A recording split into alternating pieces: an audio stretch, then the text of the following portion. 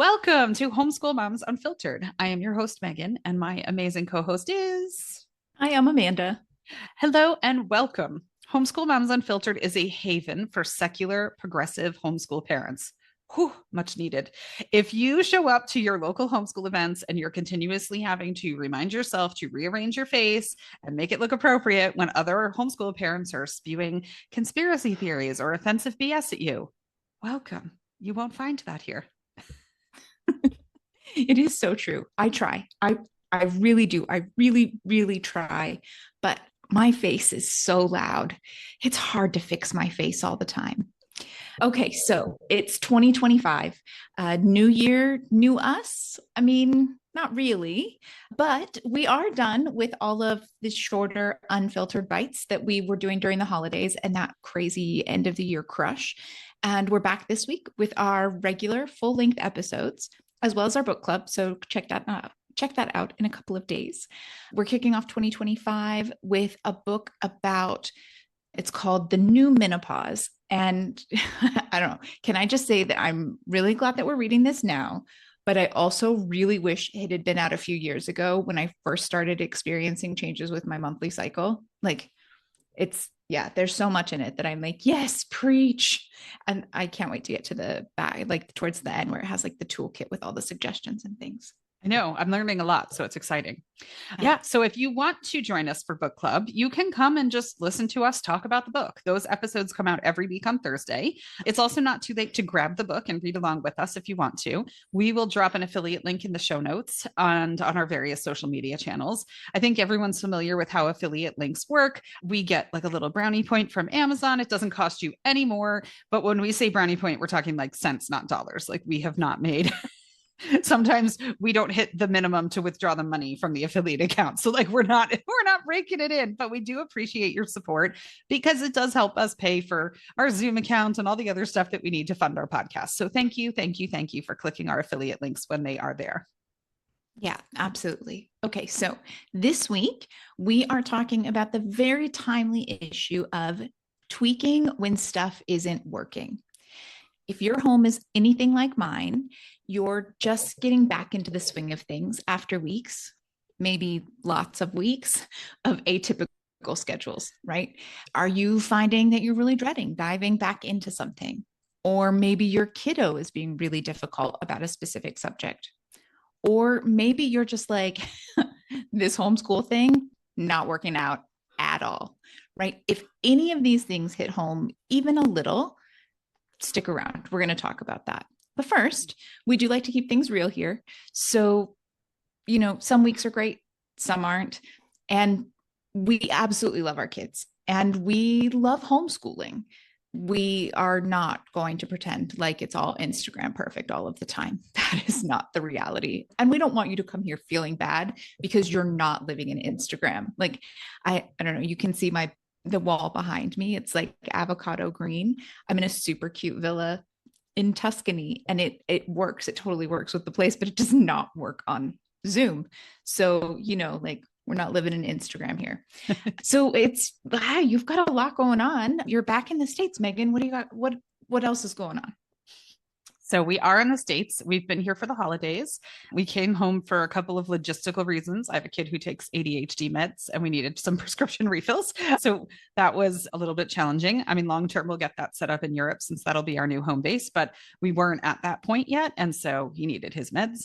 And my best friend's mom passed away. And so coming home to hug her was enough of a reason to come back to the US as well, especially since it was very sudden and it was right the week before Thanksgiving. So then having to go through the holidays with all of that fresh was a lot. So that was a good reason to come home as well.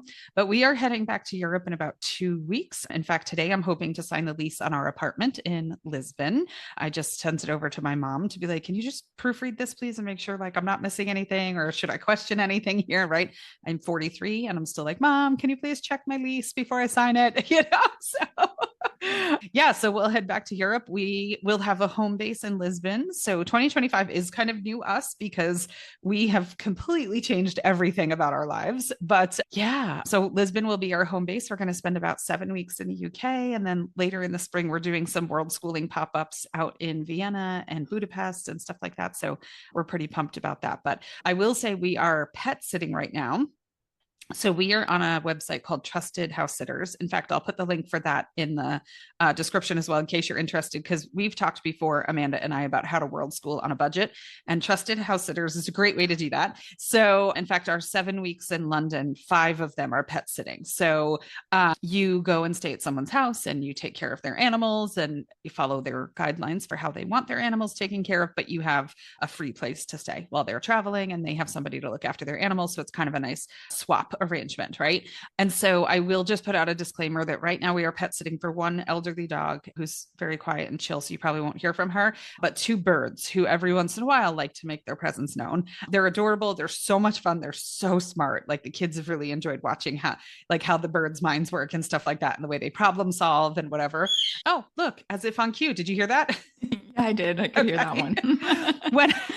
when I download and edit our episodes, there is a filter that says remove background noise, and I'm never quite sure what it's going to take out and what it's not. So you might get some birds. It sounds a little like the Enchanted Tiki Room at Disney World sometimes in here, but it's all part of the world schooling experience. So we're rolling with it. Yeah. So how about you? You mentioned you're in Italy. I'm excited. We'll be back in Europe soon. So we'll be in the same time zone again. What's going on in Italy? What you been up to? Yeah. Well, so we are doing our little bit of world schooling. We had talked about that. So we are traveling for about 11 weeks and we started in Denmark and we did all things Lego in Billund, Denmark. And then from there, we went to Latvia for a couple of days because all of the flights had a layover in Latvia. And I was like, oh, I've never been to Latvia. So if we have to go to Latvia anyway, we might as well extend the layover and actually check it out. We learned a lot of really interesting things. If you don't know anything about Latvia, you should totally research it. It's a pretty interesting country with interesting history. And then from there, like we did all of those things. They had a Christmas market. We did the walking history tour. We did like just all of those things. It's been go, go, go, go. And then we went to Rome and we did the Colosseum and Palatine Hill and the Roman Forum. And my kiddo had his birthday and all he wanted to see was the Parthenons. And we saw the Trevi Fountain and we tracked down sushi and then we came to Tuscany where we're renting a place that a friend helps manage. It's like a little B&B. It's fun, but it's a little outside of town. So that creates its own interesting set of things. We were here for a couple of days. Then we jetted off to San Marino. We swung by Pisa on the way. We spent a few days in San Marino climbing all of the cobblestone streets there. It's actually the oldest living republic for anyone who doesn't know anything about San Marino. So that was interesting, but very exhausting. And then on the drive back, I was like, I absolutely cannot do anything more. I just need to go back to the villa and rest. And so, of course, we swung by Florence and saw the Statue of David and the Duomo. And before we got to Florence, we went by the racetrack in Imola, I think is how you pronounce it, and saw the memorial for Cinna. And, just all of the, it's been, and so I realize we're incredibly fortunate, but I'm tired. I'm really freaking tired. And we're in this we're staying in this super cool little villa in Tuscany. It's connected to this much, much larger property. The family who owns the entire property, they were actually the patrons for Mozart. Like they funded Mozart's work. And we're in one of their it used to be like farming. This section used to house silkworms and something else. And it's been converted and it's super cute. The bottom level has like kind of a living room area, and that's where the kiddo's sleeping. And he's made that into like his whole play space. And then you go upstairs and there's a small little kitchen and then the bedroom that we're in, and the bathroom is up there, which in theory sounds like a great amount of space. And when we were agreeing to come and rent this for a long term, it like works for us. It works for our friend. Like, it's going to be great. I did not think about the fact that my husband will still be working California hours while we're here. And it's super echoey. like, like this particular building, I think it's only from like the 1500s, but like he's downstairs on calls and we have like all the sound machines going and he's on calls until 3, 4 a.m. and it's so loud. And and then tonight, like we're going to podcast until probably midnight our time. And my husband's on calls and I'm like, I don't know, like maybe the kid can go to bed in the kitchen. Like, I don't know what we're going to do with him because like there's just nowhere else for him to go. So yeah, but again, we're super fortunate. And yeah, this will be our home base for the next several weeks.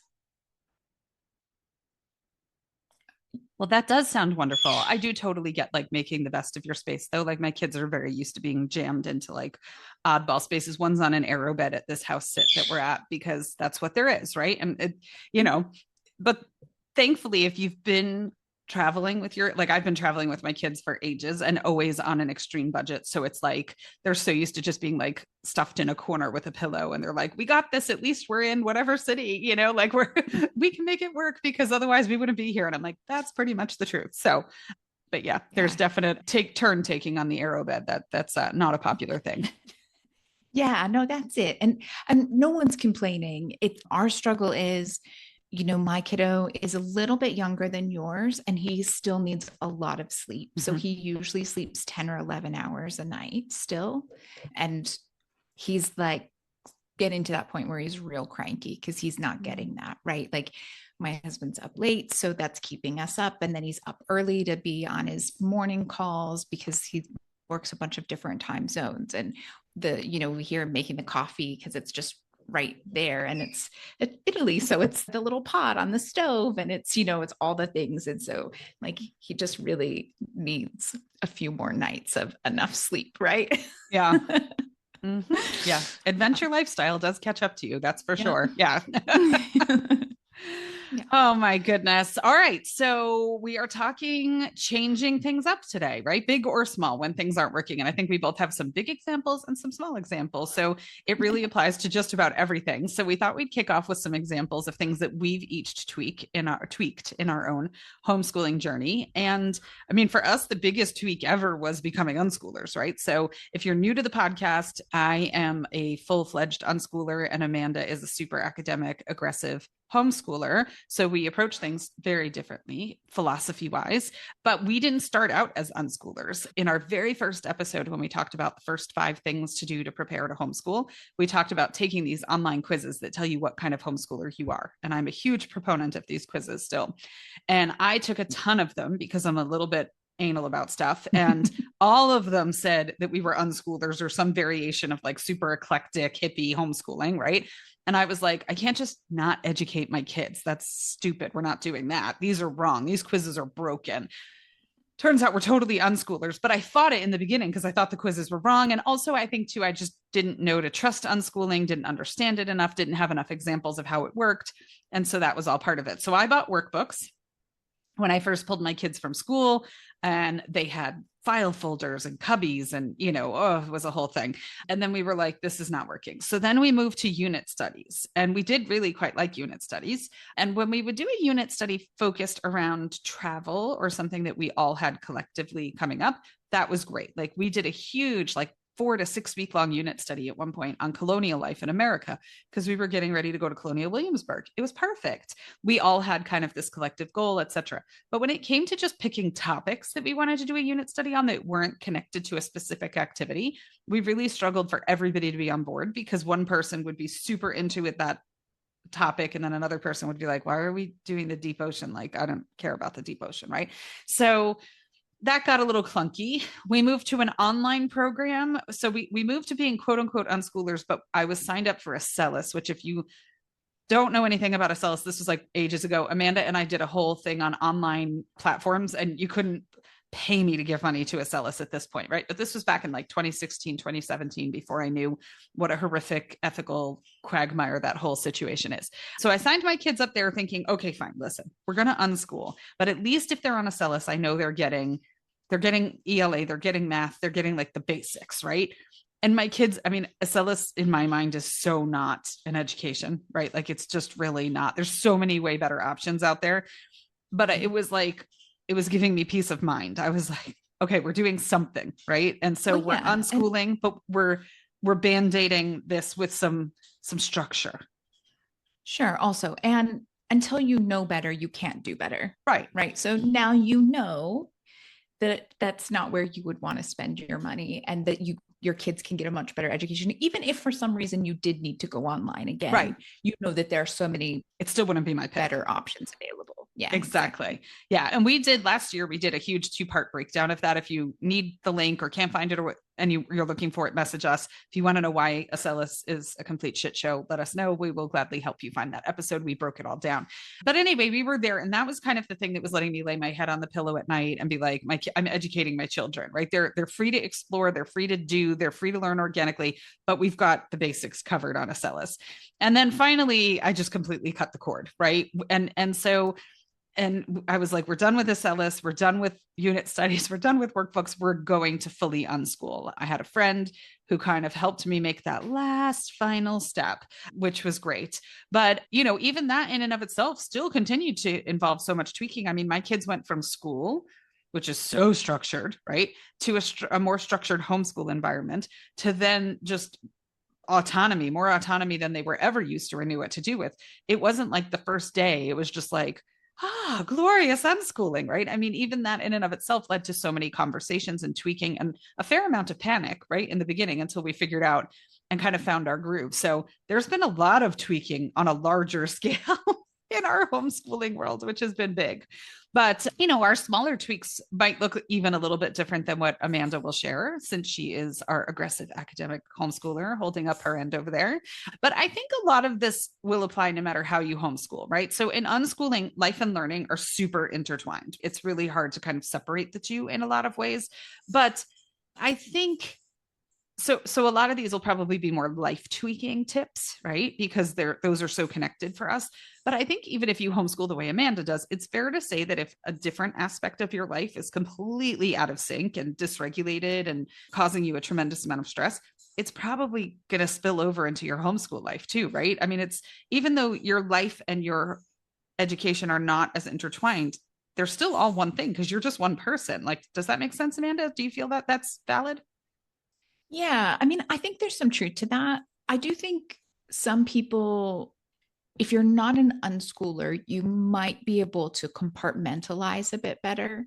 And if life is truly a shit show, being able to compartmentalize might be able to help. It might give you that time and that space to like check out of the shit show and focus on these academic things. And I think that is definitely true for us sometimes, especially around health things that I have going on and stuff like that.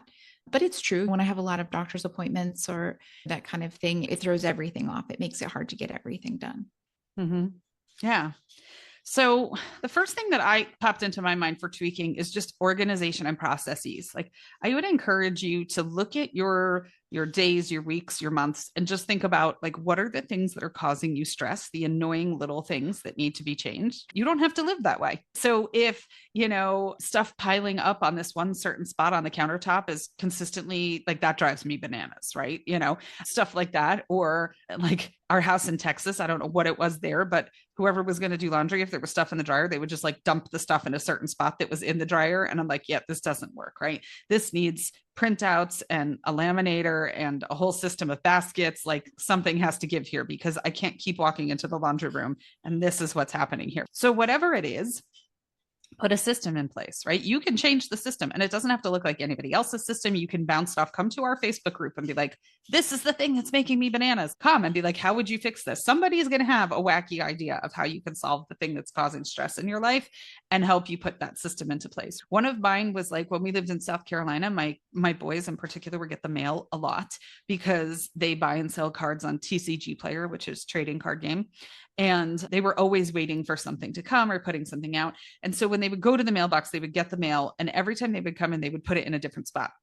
Right? It would be like on the front credenza, it would be on the kitchen counter. And then next thing you know, I'd be like, has the electric bill come? Like, I haven't seen an electric bill in a while, and it would be in some random pile somewhere. So it's like, we needed a bin. We needed like a little mail sorter. And like, if you're going to get the mail, that's great. No problem. But whatever is not yours needs to go in this bin. There needs to be a process there because it was making me bananas and I was having to go hunt down utility bills and stuff like that. So it can be really small stuff that just adds up to incremental stress in your life that you can fix. Or like, don't tell me when we've run out of something. Tell me when we're running low on something. What does that mean? Is that a dry erase board inside your pantry or on your fridge door, or a text thread or a shared app that you're all using where when somebody opens the last box of dryer sheets, they go, hey, I just opened the last box of dryer sheets. So there's always a process that can be put into place. The cool thing too is that my kids have started putting their own systems and processes into place, especially my youngest, which is pretty interesting. He starts to notice his own things now that where he's like, this is causing stress in my life and I don't like that. So I'm going to put a system into place. His bedroom used to be, oh my gosh, like I can't even, it was like hazmat levels of disaster. He doesn't like that. It stresses him out and it would overwhelm him to try to have to clean that. So now the second he starts to feel that stress, he's got like a notification and he's like, oh, I'm feeling this little bit of stress before it mounts. I'm going to take care of this. Right. Or I can never seem to find my fidget toys because I leave them all over the place. Now he's got like a little designated bowl on his desk. This is where my fidget toys live. So it's like, it's interesting to watch that they kind of picked up the same process of putting systems into place. So yeah. And the thing is that might work, or you might be like my family, whereas my mom was really big on that. And I have a few systems, but my brothers and I were all messy. It's my mom, anytime she comes and visits any of us, she's like, oh my, what is wrong with you people? Like, why could you not?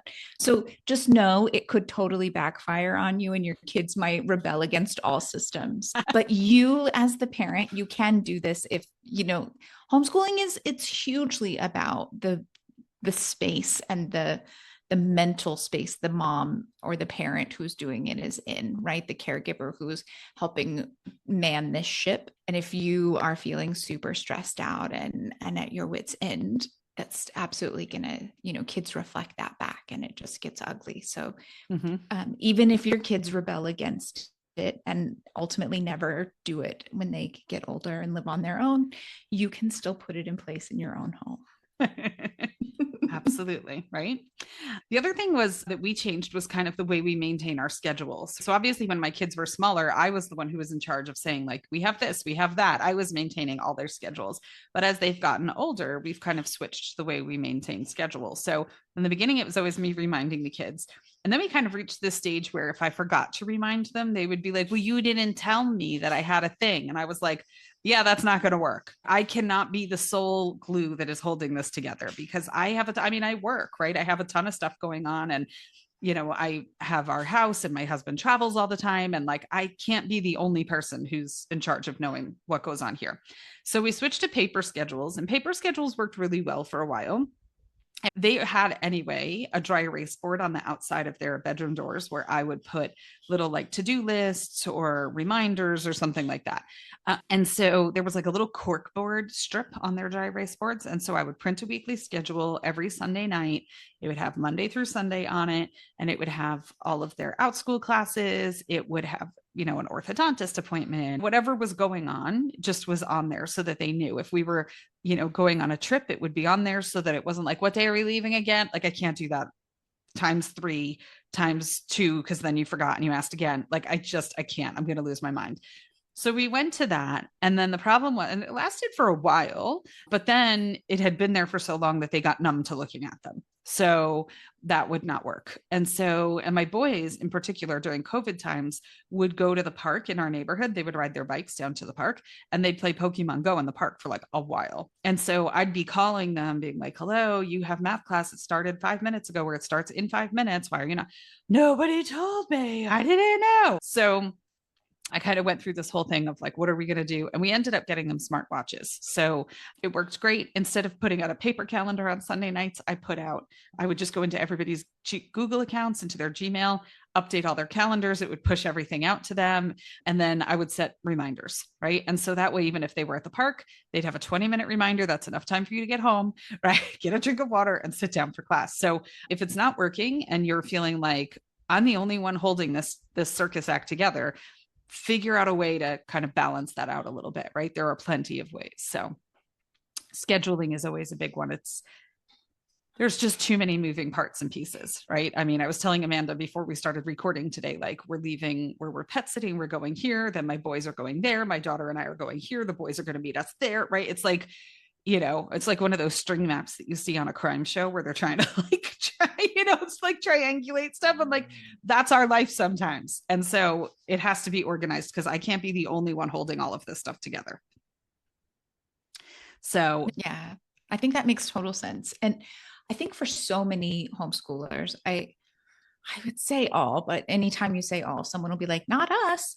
But I think for so many homeschoolers, it really does come down to finding the system of schedule organization that works in your house. And then knowing that at some point it's going to stop working and finding another one, because without something to help keep you all on track, right? We use a combination. I use my personal, like a Google Calendar. The kiddo uses a paper calendar next to his desk, but then we also have like a smart home device. We use Alexa that announces all of the things for us. And for right now, that works. But at some point, we're going to be in a position where the Alexa device at home isn't going to work because we're not going to be at home. Again, it's that thing when it's not working anymore, you just take a minute and sit down and decide what you're going to try next, because tweak. Yeah. Yeah, it's all about tweaking, right? That's it. So I think if you're a homeschooler who uses curriculum, this can be a little bit harder because for better or worse, you probably spent a ton of time researching and deciding which curriculum you wanted to use.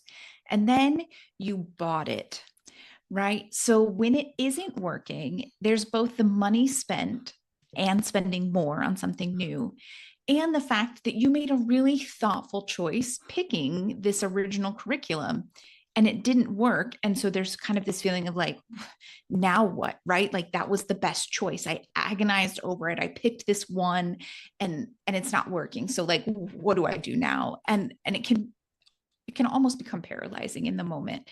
I know, like for us, last year, I ran into this with daily 6 trait writing.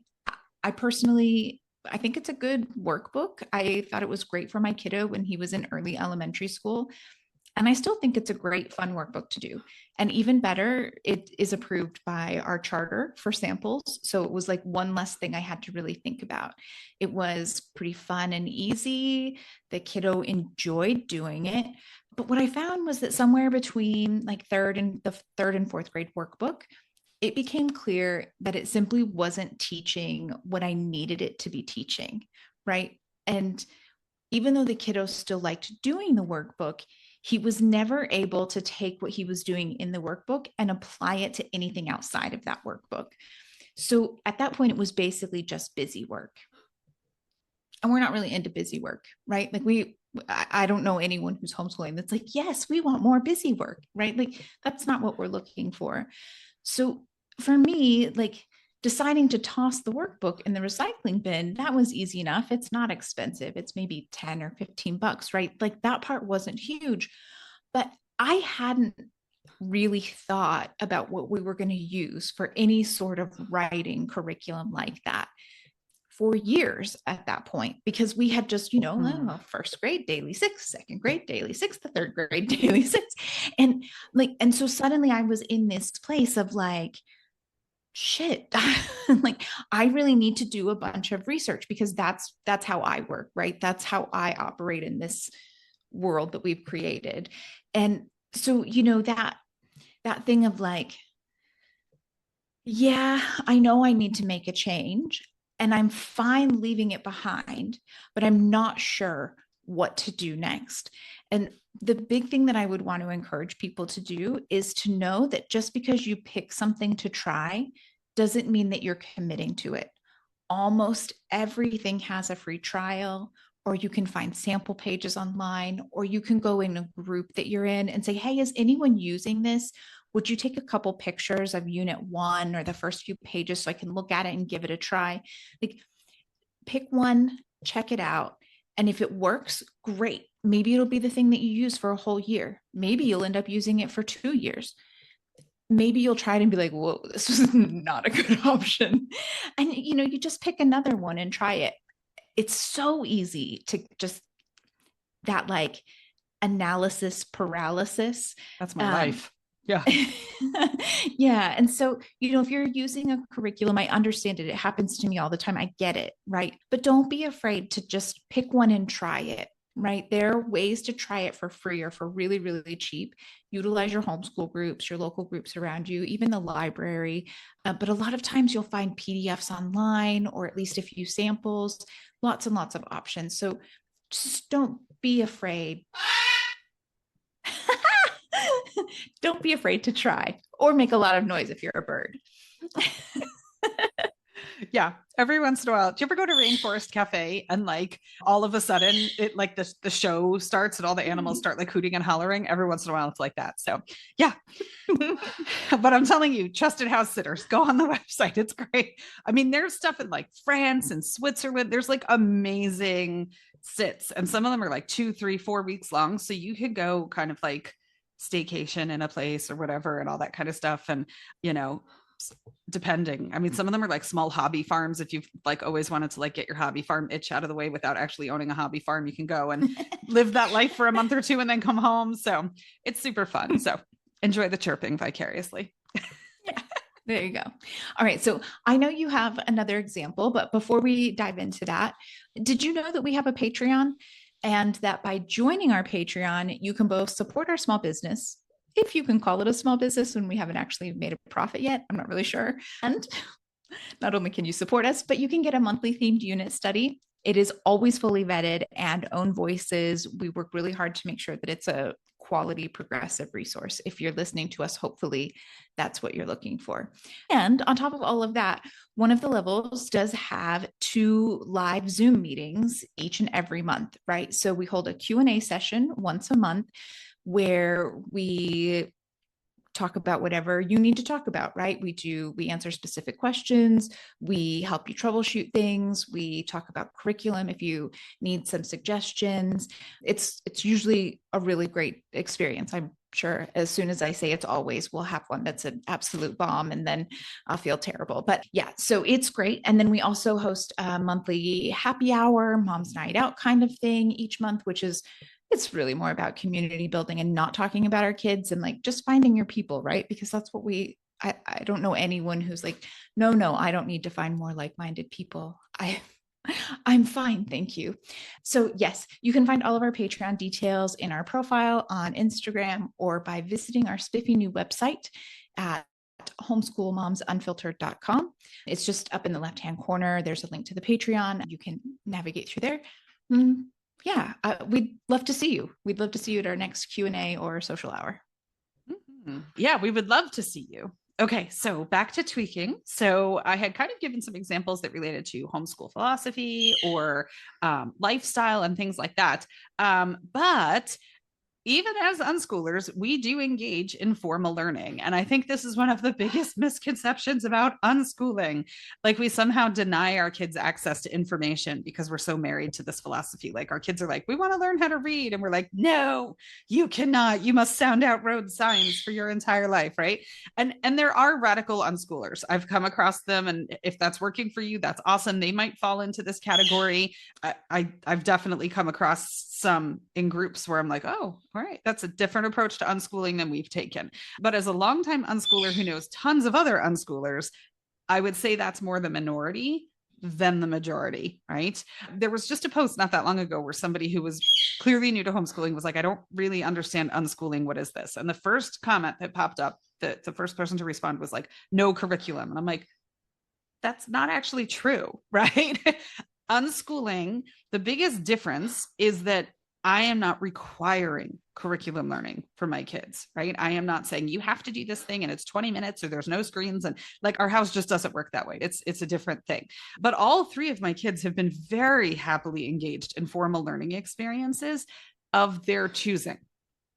So I think the big difference and sometimes where the disconnect with unschooling is that I'm not requiring those things of my kids. They are things that they have sought out. And it's kind of a flip that gets switched with unschooling, where when something isn't required, it then becomes desirable, right? Think about it in the reverse, right? As soon as you tell someone, kid or otherwise, that something's off limits, what's the first thing they want?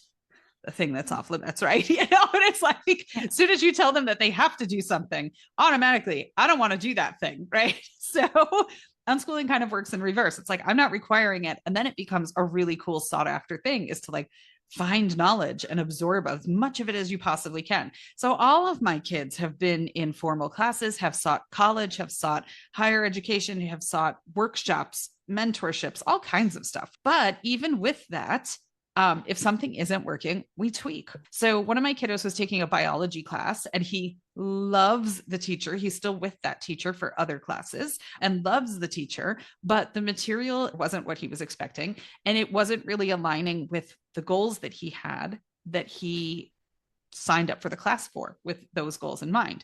So we talked about it and we tried to tweak, and then we gave it some more time. Like, it wasn't like after, one day in class, we were just like, we're done. Like, we tried to see, like, could this work? Could this fulfill your goals? Is it like a circuitous route to your end result? All of that kind of stuff. And in the end, he decided he was going to drop the class. He still has the same goals, and he's pursuing other things then instead of that one particular class, but that's okay. He's able to do that. If I had forced him to stick with this class that he wasn't loving, I wouldn't have achieved a whole bunch, right? I mean, first of all, I'd be a pretty poor example of unschooling. Second of all, right? Like, no, you must, right? I don't think he would have retained much. I mean, imagine yourself, like, I mean, when I worked in the corporate world, we used to have to go to these god awful HR sessions and stuff like that. What did you learn? Nothing, because you didn't freaking want to be there, right? Like, you learned absolutely nothing. And so that's that. And then the other thing is too, like, he loves biology, he loves sciences. I have the feeling that might be the area he's heading, which is kind of why he's exploring some of these classes, is he's thinking that that might be his higher education avenue. I don't want to turn him off of biology by making it awful. I'm like, there's a million and one ways to learn biology. Go find the one that works for you, right? I'd rather have you continue to love biology, and we'll tweak. It'll be good. Yeah, no, totally. And, we're sitting here talking about this and I'm thinking about things. And I guess kind of my last example is more along the lines of Meagan's first example, right? This idea that sometimes, even as a really academic homeschooler, the tweaking isn't so much tweaking as it is making a huge change. And we've talked before about this in earlier episodes. We talked about this idea that so much of homeschooling and successful homeschooling is letting go of expectations, letting go of it has to look like this, or this is what should happen, right? So for us, we started out doing a virtual public school program, right? We had a few hours a day where the kiddo was expected to be online and set math and ELA curriculum that we had to submit weekly. Now, we stuck with it longer than we probably should have, because my kiddo did really enjoy seeing the same kids online day in and day out, right? He likes that. That's his style. That's his personality. He likes people. And they had these in-person field trips on a pretty regular basis that we would join in. And so he would see these same kids every day online. And then, once every other month or something, we'd have an in-person field trip or an art project or hike or something like that with them. And he just really enjoyed that sense of community. So I wanted him to have that. But both the math and the ELA were very below where he was academically. And the school, it was just one of those things, I mean, we all have experienced it in one way or another. The school said that they could do more, that they could, but they couldn't, and so we were ultimately stuck with this curriculum and the classes. And he spent, most of the online class doodling in the edges of the workbook. And then, he'd do all of the math problems in the first couple minutes, and then doodling and not paying any attention and just sitting there and bored, and and like maybe getting up and like, no, you've got to sit back down. This is the virtual online time. They're paying attention to whether or not you're in your seat. It just became a whole thing. I also felt pretty strongly that he should be learning science and history, but in elementary school, early, like first grade kind of elementary school, they were not covering that. So we were at this point where we start supplementing. And I'm supplementing with appropriate math and ELA work. That's where he is skill-wise. And then I find my own geography, science, and history. And we're doing a ton of extra work outside of the few hours a day that he's online, but he's loving all of it, right? He got to help pick out the workbooks, and he's a real little history nerd. I didn't realize that at the time, but we learned right in this through this process. And so, like he's just really enjoying all of this stuff, but then we're also still required to do this math and ELA that is required, and he couldn't care less about doing. And it's really awful anyway. Like, if anyone wants to hear about terrible curriculums that you don't use, even if you get them for free, like I see it all the time in my local groups. They're like, we have Envision math workbooks where, we're getting rid of them. You can have them for free. And like, and they should be kindling. Please don't use them. Wonders ELA, all for the, like, run far and fast. Okay. But so what we ended up finding is we're in this place where every time I'm like, all right, you've got to get that ELA worksheet done. You have to finish the workbook. It has to be turned in every week. I have to have it at the school by the end of the day, Friday. Like, I have a half an hour to get to the school. You've got to finish this because I have to turn it in every week. I had to physically take the stuff to the school and turn it in. And I mean, we're just arguing all of the time about it, right? So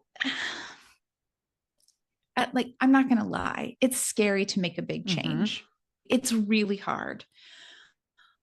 But every day we were butting heads over completing work with a virtual school program for no good reason, right? He wasn't getting anything out of that work. The only thing he was getting was this group of friends, this sense of community.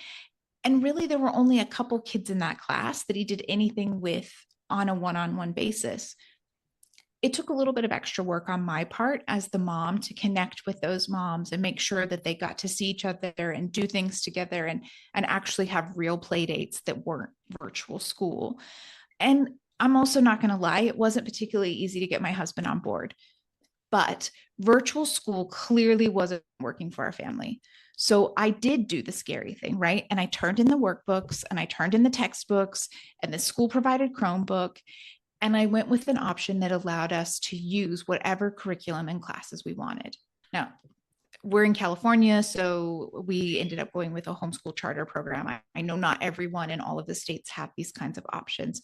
For us, we like using the funds to pay for the in-person things he likes to do because, as I said, we were letting go of this consistent friend group thing. And so we have found another way to fulfill that. And it's kind of spendy. So we appreciate the funds that we get in California through that program. But the reality is, when we went that route, we knew that it worked for elementary school. It worked really well for elementary school. We're finding that it doesn't work as well for middle school. And I am 100% positive that it will not work for us for high school. So we've already started a series of discussions about what our next phase of homeschooling is going to look like, right? Sometimes you can make little tweaks here and there. You try this, you try that. Sometimes you're going to make a big change to what you're doing to make it work for your family. And sometimes that's a series of conversations to make sure that everyone is on board, that everyone's expectations are the same. Because if you all have different expectations of what this change is going to be, it's guaranteed to be a bumpier ride than it needs to be, right? So don't be afraid of having a continuous conversation that maybe stretches over a few months. It might even be a year and a half before you get from, okay, we're done here and now we're going to do this. That's okay. Yeah, so much of what you just said there rang true for me. I mean, it was scary as hell to cut the cord and go to unschooling. And it was a progression over months and months and months and months and months, right? It wasn't like those phases that I talked about at the beginning of the episode. They weren't 2 weeks apiece, right? We sat in each phase for a while and kind of outgrew each phase and then went to the next one. But the thing that I thought about most when you were just sharing that was thinking about your kiddo, and what I know about him now is imagine where he'd been if you hadn't made that scary leap, right? Like, imagine the different path that he would have had and how much he would have missed out on, and his growth trajectory would have been completely different, all of that, right? And I mean, eventually it would have hit a breaking point where you just had no choice. Like, you would have been like, this is intolerable. We can't do this anymore, and you probably just did it earlier than that, which is why it was harder to make that decision, right? Sometimes you reach such a point of discomfort that it's easier to make the switch. But yeah, it reminded me like when I pulled my kids from school, originally I was only going to pull my oldest kid from school out of distinct need. And I thought, well, I'll give myself a year and I'll see what's going on with homeschool. And then maybe I'll pull the other two. And I ended up pulling all of them. I was really torn about it. My daughter really enjoyed school.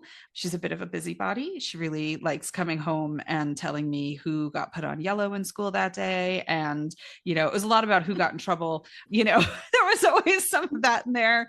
My kids went to a Jewish preschool, and somebody came with a ham sandwich to school one day, ham and cheese sandwich, which is against like 27 different rules. And she was like, and Miss Jody had to call his mom. It was big news in her world that day. So she just liked like the environment of school, the busyness of it, and the people factor. And she liked being involved in all the conversations and all that kind of stuff. And I felt like, am I taking that away from her?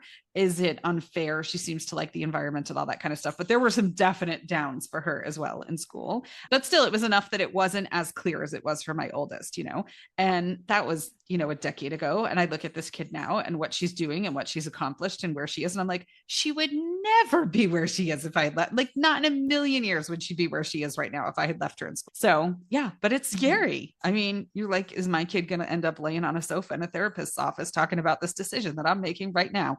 And they might, but yeah, you do the best you can. They're still going to be at the therapist office for something. So at least we did the best we thought we could. Exactly. Right. Exactly. So when in doubt, tweak. It's okay. And come chat with us. Come to one of our Q&As. Come join our Facebook group. We do one-on-one coaching. We've both done the scary things over and over and over again. We've done the scary things. So if you need help and you need a little bit of courage, come. We are more than happy to help kind of talk through those things through your particular situation. So come. We're here to help. But yes, yeah, absolutely. Amanda, do you have a mantra for us for the end of our episode? I do. We're going to wrap up with this mantra. Admitting something isn't working isn't failure. It shows strength and maturity. Absolutely. Right.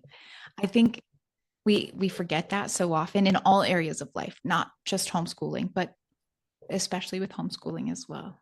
Mm-hmm. Yes. Yeah. So tweak. And if you need a buddy's hand to hold while you tweak, come, we'll be your buddy. We're good at it. All right, friends. Well, that wraps us up for today. We hope that this episode was helpful and that you enjoyed it. And in the meantime, until we see you on Thursday for book club, happy homeschooling. Yeah. Have a great one.